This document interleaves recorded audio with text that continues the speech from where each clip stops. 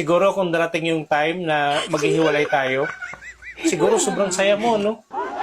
Kasi walang araw na hindi tayo nag-aaway. Yun ang hirap sa'yo eh. Pinangungunahan mo na naman ako. Bakit? Di ka ba masaya kung maghihiwalay tayo? Bakit? Gusto mo tatalon ako sa tuwa? Hindi ko gagawin yun, no? Sabi ko na nga ba hindi mo talaga ako matiis. Eh ano pala yung gagawin mo? Mag-celebrate! I-invite ko pa, pati mga babae mo. Pag tayo na, magkasama nating harapin ang mga problema. Eh, wala naman akong problema. Eh hindi pa naman tayo, kaya wag ka munang excited.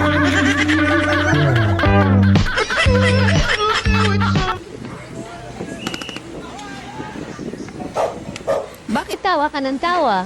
Nagkakagulo sa labas. Inuhuli yung mga pangit.